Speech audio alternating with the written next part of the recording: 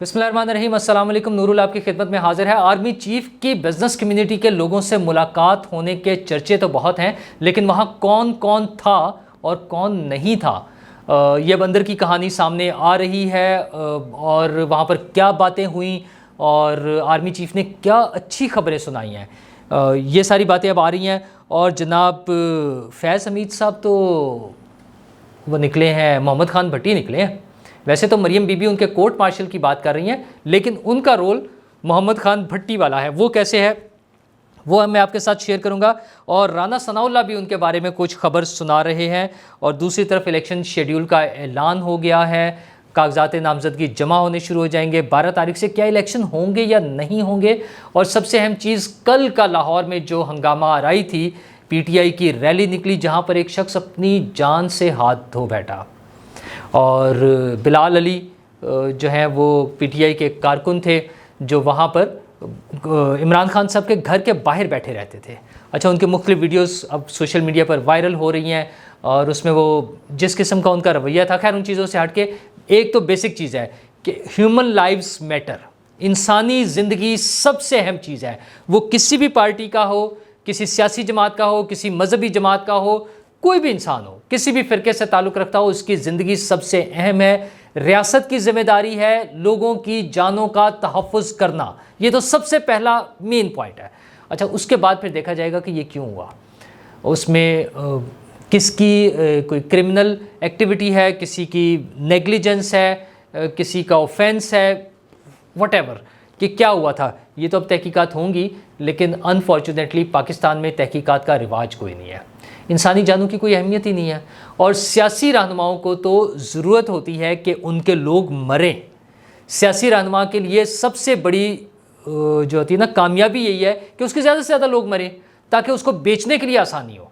उसके पास, हमारे सियासी रहनुमाओं के पास बेचने के लिए अपनी कारकर्दगी नहीं होती है, अपने प्रोजेक्ट्स नहीं होते हैं, उनके पास बेचने के लिए मजलूमियत होती है, उनके पास बेचने के लिए अपने कारकुनों का लहू होता है, उनके पास बेचने के लिए अपने कारकुनों की लाशें होती हैं। अच्छा, मतलब वो अब उनके लोग ट्वीट कर रहे हैं कि वो तो इमरान खान के लिए पहरा दे रहे थे। इमरान खान के लिए पहरे की क्यों ज़रूरत है? उसको, इमरान खान को बतौर साबिक वज़ीर आज़म प्रॉपर सिक्योरिटी मिली हुई है। अब पहरा किस बात का? पहरा दे रहे हैं कि पुलिस आके उन्हें पकड़ ना ले। और पुलिस क्यों पकड़ेगी? कि अदालतों से जिन केसेस में उनके वारंट इशू होते हैं, जिनमें अदालत बुलाती है, जिसमें किसी भी एक आम आदमी के जब वारंट इशू होते हैं तो वो गिरफ्तार हो जाता है। तो वैसे ही वारंट इमरान खान के लिए जब इशू होते हैं तो उनके लोग उनके लिए इंसानी ढाल बनकर, ह्यूमन शील्ड बनकर उनके सामने खड़े हो जाते हैं और पुलिस उन्हें गिरफ्तार नहीं कर सकती। ये अच्छा, और ये इमरान खान के लिए अनोखा नहीं है। हमारी पॉलिटिकल लीडरशिप के नॉर्मली ऐसे ही कारनामे होते हैं। उनके लिए ये सबसे आसान काम होता है कि लोगों को इस्तेमाल किया जाए।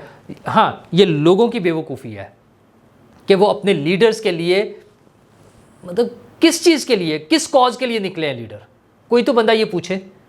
बहरहाल हुकूमत को, जो भी हुकूमत है, चाहे वो निगरान हुकूमत है, चाहे वफाकी हुकूमत है, उन्हें इस केस की तहकीकात करनी चाहिए। 100% जगह जगह पर कैमरे लगे हुए हैं, जगह जगह पे शूट हो रहे होते हैं, लोगों के मोबाइल्स हैं, दूसरे कैमरेस लगे हुए हैं, सारी फुटेजेस निकालनी चाहिए, लें, निकालें और पता चलना चाहिए कि क्या हुआ है। क्योंकि अब दूसरी तरफ से ये वर्जन आ रहा है कि शायद ये कोई हादसा था, वो शख्स सड़क पर गिरा और वो उनके अपने लोग बता रहे हैं, किसी हॉस्पिटल की ऐसी शायद रिकॉर्डिंग है, मौजूद है वीडियो, जिसमें वहाँ से किसी की आवाज़ आ रही है कि ये सड़क पर गिरने से ज़ख्मी हुए हैं या कुछ भी इस तरह से। लेकिन ये बातें अपनी जगह है, इस बात की तहकीकात होनी चाहिए, क्लियर कट पता चलना चाहिए इमरान खान साहब के लिए। लेकिन बहरहाल परेशानी की खबर भी है कि क्या उनके जो सपोर्टर्स हैं इसके बाद ज़्यादा जोश और जज्बे के साथ उनके साथ आ मिलेंगे या डर कर भाग जाएंगे। अगर तो वो डर कर पीछे हट गए तो इमरान खान साहब के लिए बहुत वो जो है नेगेटिव चीज़ हो जाएगी। और उनके लिए परेशानी की बात यह है कि उनकी गिरफ्तारी के लिए चीज़ें चल रही हैं, इतने सारे केसेस हैं। कल भी कोयटा से बलूचिस्तान पुलिस चली है, लाहौर आई है इमरान खान साहब के वारंट लेकर उनको गिरफ्तार करने के लिए। अच्छा, इस्लामाबाद पुलिस ने तौहीन इलेक्शन कमीशन के वारंट उनके लिए हैं और वहाँ कल मीटिंग्स चलती रही हैं कि इमरान खान साहब को कैसे गिरफ्तार करना है, क्या करना है। अच्छा, इमरान खान साहब ने वो जो है कौन सा केस है हमारा, तोशा खाना केस, अच्छा वो है, और उसके अलावा टेरियन वाइट केस है, फॉरेन फंडिंग केस है। तो ये सारे केसेस में मामला चलने हैं ना आगे। तोशा खाना केस में तो फर्द जुर्म आयद होनी है उन पर, तो 13 तारीख को उसमें पेश होना है उन्होंने। मतलब उन्होंने अल्टीमेटली अदालतों में आना है, पुलिस के साथ सामना होना है, पुलिस के पास मौका आएगा उनको गिरफ्तार करने का।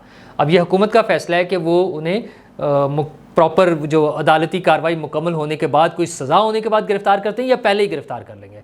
बहरहाल वो उनके लिए परेशानी के बाइस हैं ये सारी चीज़ें। उन्होंने तो आज शाम में खुद ही ऐलान कर दिया था ये अपना रैली मुलतवी करने का, इसको ख़त्म करने का, लेकिन उसके बाद फिर ये खबर आनी शुरू हुई। अच्छा, उसमें भी फिर अफवाहों का जो बाज़ार होता है, पहले आया कि 3 लोग अपनी जानों से हाथ धो बैठे हैं, फिर 2 लोगों का आया, कुछ लोगों ने, हमारे दोस्तों ने ट्वीट भी कर दिए उस पर जो पीटीआई के हामी हैं, और फाइनली फिर एक शख्स का तो वो वेरीफाई हो रहा है कि वो अपनी जान से गया बेचारा। तो उसको चेक करना चाहिए। इस तरह के वाक़यात नहीं होने चाहिए। रियासत का निज़ाम ऐसा होना चाहिए कि कोई पॉलिटिकल पार्टी, चाहे वो हुकूमत में हो चाहे अपोजिशन में हो, इस चीज़ को एडवांटेज के तौर पे ना इस्तेमाल कर सके। इंसानी जान का तहफ़्फ़ुज़ रियासत और तमाम रियासती इदारों की ज़िम्मेदारी है। उसमें हुकूमत, उसमें अदलिया, उसमें फ़ौज, उसमें एडमिनिस्ट्रेशन, सिविल एडमिनिस्ट्रेशन सब शामिल है। इंसानी जानों की हिफाजत सबसे अहम चीज़ है, उससे बढ़कर कोई चीज़ नहीं है।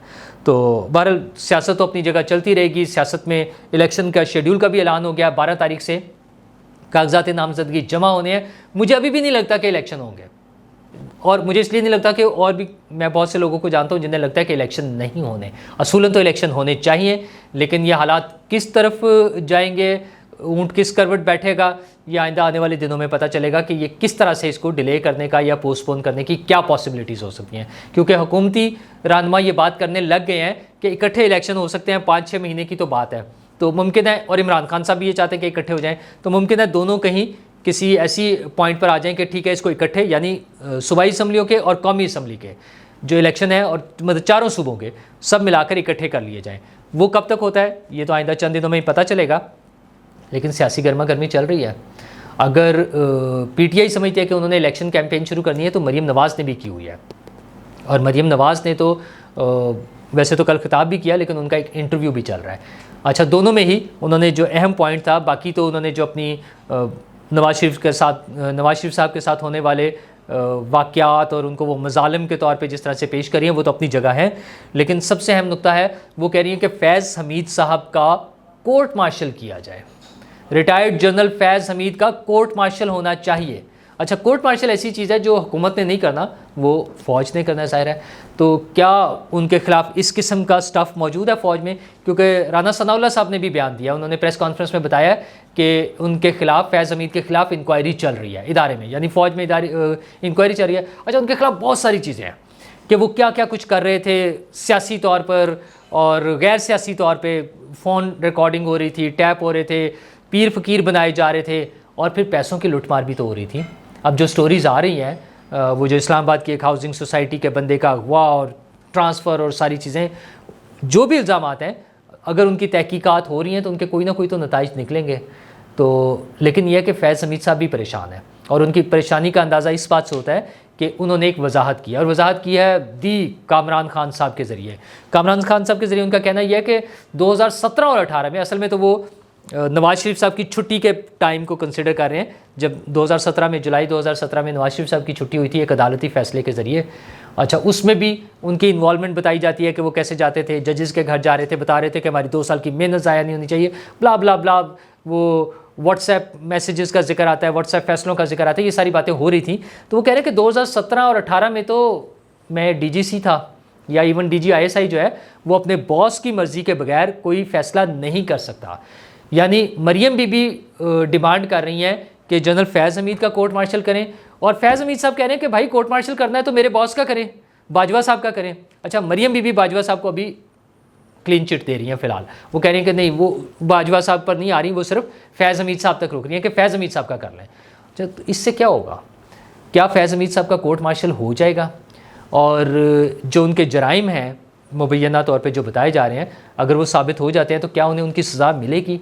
और क्या सिर्फ़ एक फैज़ हमीद को सज़ा देकर हम आइंदा के लिए इस तरह का रास्ता बंद कर सकते हैं? मेरे ख़्याल में फैज़ हमीद अकेले रिस्पॉन्सिबल नहीं हैं, बड़ा क्लियरली। अच्छा, नवाज शरीफ साहब भी ये बात मानते थे, वो जिक्र कर चुके हैं। मरियम बीबी भी पहले कहती थी, और उनके जनरल कमर बाजवा साहब के तो इतराफ़ी बयानात इतने सारे मौजूद हैं, उनके अपने बयान, इतराफ़ी बयान है, FIRs हैं उनकी, उन्होंने खुद कटवाई हैं अपने खिलाफ FIRs। तो उनकी बुनियाद पे उनको कैसे छोड़ा जा सकता है? वैसे तो मेरा तो ख्याल है सिर्फ जनरल बाजवा साहब तक भी नहीं, उससे पीछे भी कई लोग हैं, बड़े बड़े ऑफिसर्स। राहिल शरीफ साहब हैं, कियानी साहब हैं, उनके साथ शुजा पाशा साहब हैं, ज़हीरुल इस्लाम साहब हैं, उनका भी बयान मौजूद है, रिकॉर्ड पर मौजूद है सारी चीज़ें। तो ये सब लोगों को ज़रूरत है पकड़ने की, सब लोगों से पूछताछ तो की जाए कम से कम। कोई ऐसा कमीशन ही बना दिया जाए जो इसको प्रोब तो करे कम से कम कि ये कौन लोग थे, क्यों ये प्लानिंग कर रहे थे, किस हैसियत में कर रहे थे और उसके क्या नताइज हमने भुगते हैं, पूरी कौम ने, इस मुल्क ने, इस मुल्क की इकॉनमी ने क्या नताइज भुगते हैं, उस सब पर बात होनी चाहिए। तो वो बात कब होगी अभी तो नहीं नज़र आ रहा, अभी तो सिर्फ फैज़ हमीद की बात कर रहे हैं। तो देखते हैं कि क्या फैज़ हमीद के ख़िलाफ़ भी कोई कार्रवाई होगी या नहीं होगी। लेकिन बहरहाल एक और जो अहम खबर चल रही है 2 दिन से, वो है आर्मी चीफ की मुलाकात बिज़नेस कम्युनिटी से।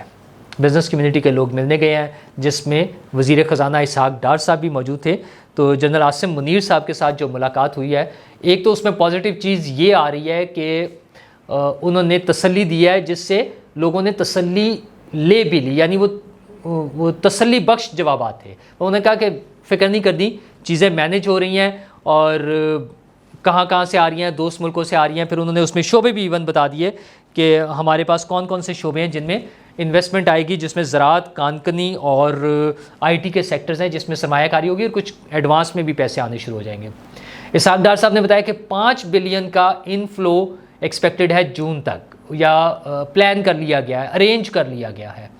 तो $5 बिलियन वो आ जाएंगे। फिर बाकी दोस्त ममालिक से आर्मी चीफ भी उसमें इन्वॉल्व हैं, वो मिलकर बात करेंगे और चीज़ें मज़ीद बेहतर हो जाएंगी।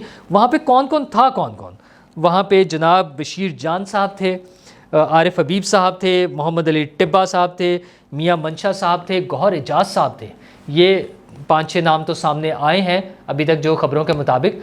और AKD इसमें नहीं थे इस मरतबा, सरप्राइजिंगली।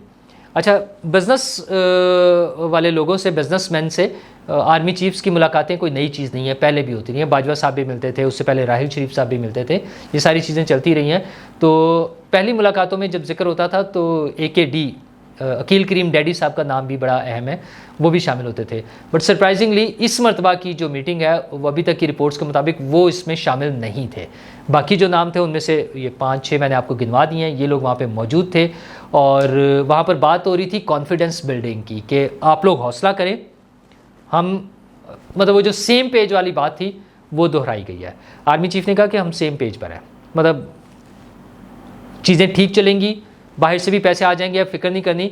वो बल्कि क्वेश्चन की सूरत में कोट हो रहा है कि आर्मी जो है लोगों को अफरा तफरी फैलाने की इजाज़त नहीं देगी, ये बिजनेसमैन की तरफ से तवक्को का इजहार किया गया। लेकिन मेरे ख्याल में शायद आर्मी चीफ ने भी कुछ ऐसी ही बात की हो कि आप फिक्र ना करें, चूँकि ये पहले बातें हो चुकी हैं कि इनस्टेबल करने की कोशिशों को रोका जाएगा किसी भी सूरत में, चाहे वो माशी हो चाहे सियासी तौर पर हो। ये इससे पहले वाले दौर में हो चुका है, मतलब इस आर्मी चीफ के आने से पहले ये बातें हो चुकी हैं। और इंस्टीट्यूशन की पॉलिसी है, मुझे उम्मीद है कि वही कंटिन्यू हो रही होगी कि इंस्टेबिलिटी बर्दाश्त नहीं की जाएगी। और अगर इंस्टेबिलिटी नहीं होनी तो फिर ये थोड़ा सा टाइम आराम से गुजरना है, इलेक्शन तक जाना है, और इलेक्शन के बाद क्या होगा उसकी पिक्चर किसी हद तक नज़र आ रही है। और वो सिर्फ मुझे नज़र नहीं आ रही, वो इमरान खान साहब को भी नज़र आ रही है। उनकी जो फ्रस्ट्रेशन है, उनकी जो उछल कूद है, उनकी जो चीखो पुकार है, उससे पता चल रहा है कि वो अगले रिजल्ट्स क्या होंगे या अगला सेटअप किस तरह का बनने की उम्मीद है। मतलब ये परवेज़ इलाही साहब को ऐसे ही नहीं उन्होंने पार्टी का सदर बना दिया, जिनके बारे में कहते थे कि वो पंजाब के डाकू चले हुए, तो एक कहते हैं सियासी उस पर हो गया था। उसके बाद भी उन्होंने बताया है कि मैंने मजबूरन उन्हें परवेज़ इलाही को वज़ीर आला बनाया था, मतलब वो खुशी से कभी भी नहीं थे, मजबूरन बनाया था। तो ये रातों रात क्या मोहब्बतें आ गई हैं, वो असल में मोहब्बतें परवेज़ इलाही साहब को आई हैं। उन्हें नज़र आ रहा है कि इमरान खान साहब ने डिस्क्वालीफाई होना है, बाहर होना है, और फिर वो सामने आएंगे पार्टी को लीड करने के लिए। फिर जितनी भी होगी, बची खुची होगी, बड़ी होगी, छोटी होगी, जो भी होगी पार्टी इलेक्शन के बाद, वो उसके सरबराह परवेज़ इलाही साहब होंगे, क्योंकि इमरान खान साहब उस वक्त तक डिस्क्वालीफाई हो चुके होंगे। उनके बहुत सारे केसेस हैं, बात सिर्फ केसेस चलने की है। अब वो जो मर्जी बहाने कर लें कि मैं ऑनलाइन पेश हो जाता हूँ, हाज़िरी लग जाए, हाज़िरी से इस्तिस्ना मिल जाए, कब तक, कितना अरसा, काफ़ी टाइम गुजर गया। अब उस तरफ आएँ और ये हंगामा आराई बंद करें, अपने कारकुनों का खून बहाकर, वह ना मेरे लहू की बहार कब तक, वो क्या है, कुछ अपने दिल पे भी जख्म खाओ, मेरे लहू की बहार कब तक, मुझे सहारा बनाने वालों मैं डगमगाया तो क्या करोगे। तो ये जो पॉलिटिकल लीडर्स अपने कारकुनों के लहू की कीमत वसूल करते हैं, इससे बाज आ जाए। कोई अच्छे पॉजिटिव पॉलिटिक्स करें, प्लान दें, अपना मैनिफेस्टो दें और उसके बाद बताएं। वो चाहे 3.5 साल की हुकूमत हो, चाहे 4 साल की हो, चाहे 5 साल की हो, बताएं कि मैंने इस पीरियड में, जो गिवन पीरियड मेरे पास था, उसमें मैंने क्या किया। और ये बाद में रोने धोने किसी काम के नहीं है कि मुझे काम नहीं करने दे रहे थे, फ्ला यूँ करता था, वो सुपर वज़ीर आज़म थे, ओ भाई आप छोड़ देते। वो जो कहते हैं ना कि कुर्सी है तुम्हारे जनाजा तो नहीं है, तो उतर जाएं फिर, क्या इतना मसला है। तो थोड़ी सी हिम्मत करें, लोगों को कॉन्फिडेंस दें कि ये जमहूरियत है। जमहूरियत का मतलब होता है अवाम की हुकूमत, अवाम के ज़रिए, अवाम के लिए। ये लोगों को कॉन्फिडेंस दे ताकि लोग आपके साथ हों, बजाय लोग किसी और ऑप्शन की तरफ देखें। शुक्रिया।